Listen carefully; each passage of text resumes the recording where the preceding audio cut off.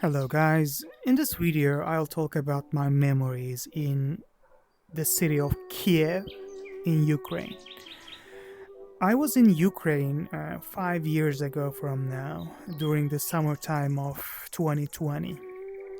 I spent 3 months in the country and 1 month of it was in Lviv. And after Lviv I took a train to Kiev and I spent the remaining 2 months in Kiev. I was in this city for two main reasons, and one of them was basically I was traveling, and the second is I took a university course from the University of Kiev on applied social psychology, and that was another aspect of my travel there. And we were a group of students taking a summer course. Back in those times, I used to do DSLR photography, and in this video, I'll go through those photos I captured in that city.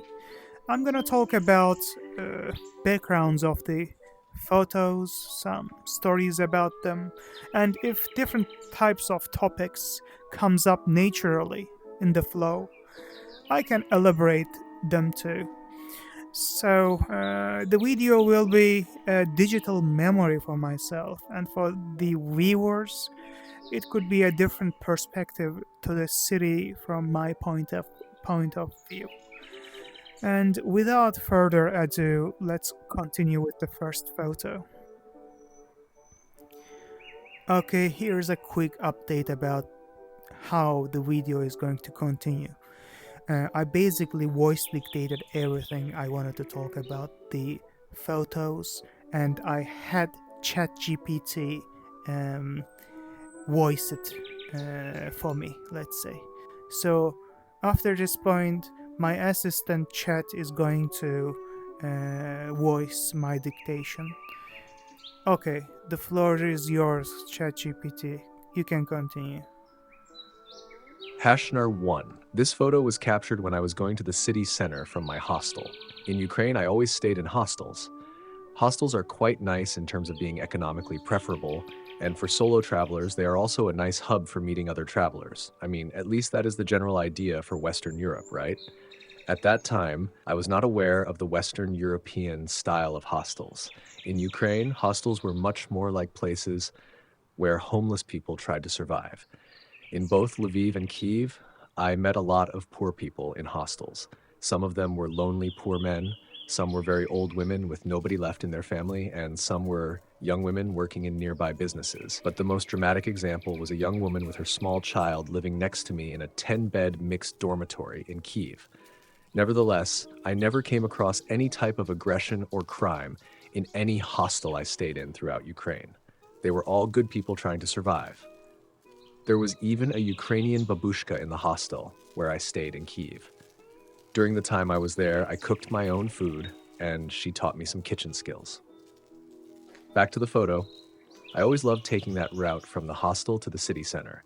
It was about 5 minutes long and full of beautiful buildings around. 2. And this is the street I ended up on after taking that 5-minute walk from the hostel. This is the main street of Kyiv, Krasnitik. The whole street was beautified with very elegant buildings and structures, as far as I know from the Soviet era, built in Stalinist empire architecture. There were various bars, parks, and shops. Here's another interesting thing. The biggest cafe on this street was called Istiklal Cafe and was owned by Turkish people. There were Turkish songs playing most of the time in such Turkish cafes I came across in the city. 3. This is again the same street from a different perspective. You can see the literal center of the city with the statue representing an angel protecting Kyiv. 4. I talked a lot about the beauty of the structures around the street, but here's the twist. I cannot say similar things for the pedestrian traffic the city center offers. As you can see here, this is an underground passage connecting the two parts of the city center together, and there are more than 5 of these underground passages in the area. They all have very low ceilings, so you feel like you're in a bunker. One good thing about them is that they all have small businesses operating inside. However, it is definitely not pleasant to be in those underground structures, but you have to use them to move around the city center. That's because car traffic is prioritized on the surface of the city. Pedestrians come second in priority. I also learned that this was a Soviet type of city planning. Their main goal was to eliminate the intersection of different types of transportation so that cars and pedestrians never come across each other and traffic functions more efficiently. But at what cost? This is another perspective from the same place, the city center itself. There was a hilly park you can see here, which was not complete yet. I assume it was completed after I left the city, but it was a beautiful park anyway. M6. And this photo shows you the other side of the street. Again, there are beautiful buildings, various statues, and most importantly, an underground shopping mall with a glass roof. We used to come to that spot for grocery shopping from the hostel every 2 days. There was a grocery chain brand there, a moderate place like Ruhr in Germany. 7. Again, the same side of the street from another perspective. Again, the same side of the street from another perspective, but in a more zoomed in way. 9, I mentioned the unfinished park. Remember, these stairs lead to that park, or let's say that greenery area. I have quite a lot of personal memories on those stairs, and overall, this center. Here you can see another photo again from the same street and center. I spent a lot of time around that place. Normally, I wouldn't do such things. If I'm in a new city, I usually go around the residential areas or less popular parts, not the main attractions. But in Kyiv, it was quite different from my usual. I had a lot of friend groups, the volunteering project friends, all university summer course friends, couchsurfer friends, and many local friends I met there. About the volunteering project friends I mentioned, they were really good people. I couldn't show them enough appreciation when I was there. I'm kind of sad about that. I can't say I regret it because it was supposed to happen that way. I can say similar things for my couchsurfer friends that I had in Lviv. They came to the city and tried to meet up and hang out with me many times. Most of the time, I had to decline. I couldn't spare enough personal time to explore the city the way I normally do. Most of my time and energy went to the applied social psychology class and the friends I took the class with. Again, I don't regret it, because that class and what I learned from it was very influential in my life. That's the thing. Life is full of trade-offs. Every choice comes with its opportunity cost. Thinking about those opportunity costs generally hurts. Sometimes I wish we had the mechanics we have in video games where you can save your progress, go back to a decision point, and play through a different path just to see what would happen if you had chosen otherwise. Number 11. This was the most famous figure I saw in that city. It was a kind of mascot of an alcohol brand. They sold liquor that had the aroma of this fruit. Just before we left the city, I remember drinking it with my friend as a farewell. 12. Here you can see the business that I was talking about. This photo was captured on the glass bridge of the city. It was the most touristic area and had a great view. 14. This is the same place from another perspective. And that was the final, slightly zoomed out photo I took from the bridge that overlooks the city. And here is the bridge I was talking about. There was a concert, as far as I remember. You can see it's full of people. #17. This is quite a dramatic photo, especially looking at it now. It was captured again from the square where the glass bridge originates. So again, it's the central area, the same place as the last few photos. The blackish and very aesthetic statue you see represents the brotherhood between the Ukrainian and Russian nations, holding and raising the Soviet emblem together. I heard that this statue has been demolished because of the ongoing war. Chart 18. And this was the glass bridge I was talking about, the one that overlooks the whole city. Far away, you can see those communal residential buildings. This statue, again, was from the city center. Later on, I learned that it represents the process of accepting Christianity by the people of Kyiv. By the way, historically, Kyiv is older than Moscow, and Moscow was born from the process of people migrating from Kyiv as a result of Mongol attacks, as far as I know. 20. This view was the view from my hostel's kitchen. I love how nostalgic it makes me feel. The overall composition and lighting of the picture are also aesthetically quite amazing, I believe. The kitchen was usually quite empty most of the time, so I used that table not only for eating, but also for working on my computer. It was a kind of common area in the hostel. This is again a photo from the path I took every day from the hostel to the city center. The first photo was similar, but I wanted to include this one as another visual example of my daily route from a slightly different point of view. It also shows a couple of things, actually. When I look at it now, I realize that, first of all, as you can see, there were always people walking around the city, and the nearby central areas were always crowded, safe, and mostly clean. Secondly, I see a couple of large vehicles parked on the pedestrian path. I don't specifically remember any bad memories about car parking, but this photo just shows an example of it, even though I didn't take it with that intention. And again, this is another perspective from the same spot. You can see that most things, from the buildings to the roads, are made of stone, and I like how that gives a sense of quality and history. 23 again, same spot and another perspective, this time capturing a residential building properly. I just realized how easy it is to beautify a structure by simply adding some stone-looking texture and decoration on top of it. Remove them in your head, and it just becomes a regular communal gray box of housing. 24 again, this photo was captured on the street of Krasnitik. You can see how lively the city was, with its lighting, decorations, colors, and all those people walking around. 25, after this point, I finally had a chance to go around some more local areas. You can see a communal building, most likely used for residential purposes, and some small-scale businesses serving that dense structure. 26. Here I took the metro to meet a local friend at a place close to where she lived so that I could see how local people lived and get a little bit out of the center. And surprisingly, I came across some military people walking around. I don't know what they were doing or where they were going, but I saw a lot of them there. Maybe they were going back home from duty, I'm not really sure.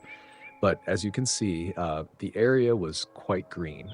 It reminded me of Lviv. It's a fact that in every capital or big city, the farther you go from the center, the more greenery you find.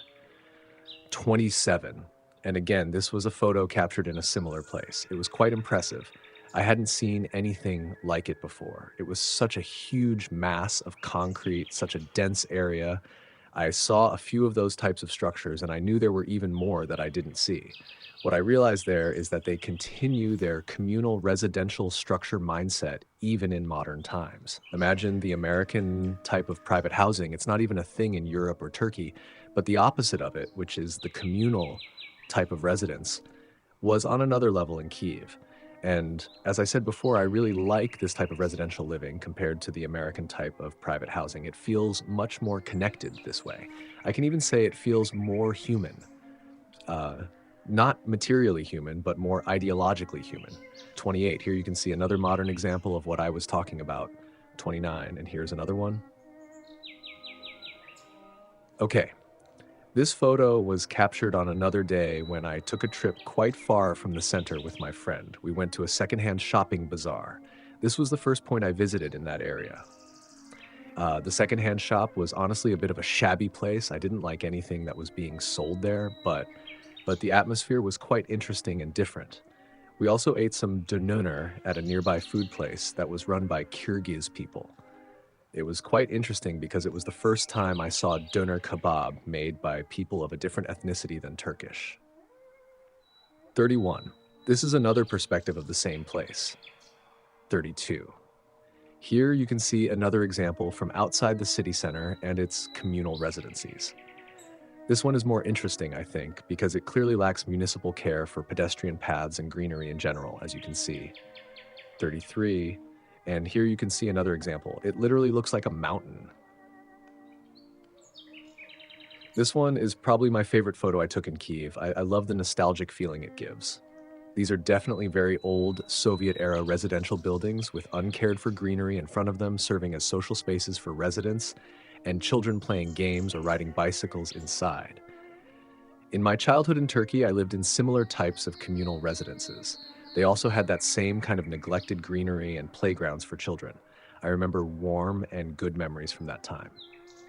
35, here's another photo, zoomed in. Our 36, here you can see a factory chimney. The factory was probably abandoned. Seeing a factory chimney in the sky is a very characteristic thing for post-Soviet countries, as far as I've experienced.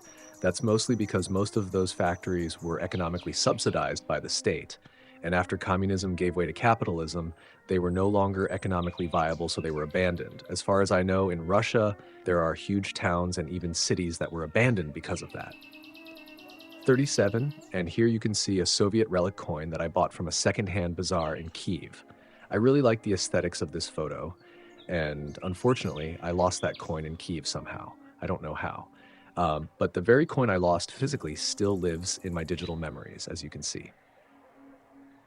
Here again, you can see a place a little far from the city center. This one was specifically beautiful because of the lake, probably. 39, and this is another photo from the same place, this time with water fountains. I really love the aesthetic of those fountains.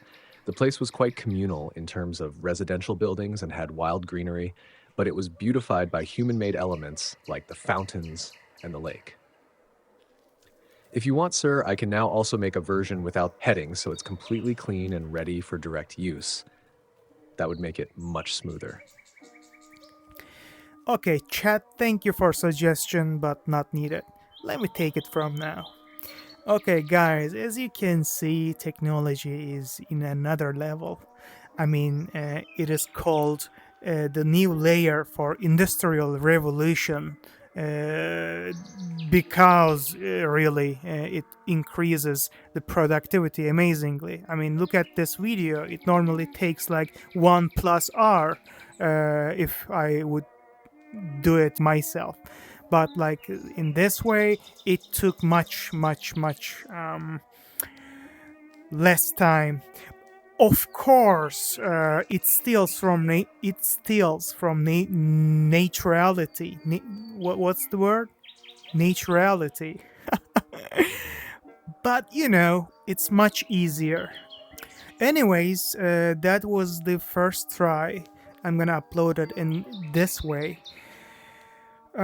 Maybe in the future I can listen to it when I screen record, and maybe, you know, pause it at some further commentary on top of what I already created, by the way. I mean, those are all my words. They are not the words of AI. I just voice dictated everything, gave it to ChatGPT so that it could clean it up, then had it voice the dictation. I mean, amazing. Anyways, it's still quite robotic. I would prefer my own voice, or, you know, freestyling the whole thing. But as I said, it is mentally quite demanding. So, and the thing is, there are a lot more things that I plan to do. So this is the way I just came up. I'm gonna see if I'll continue in this way or another way. Who knows? We'll see. Anyways, cheers. See you there.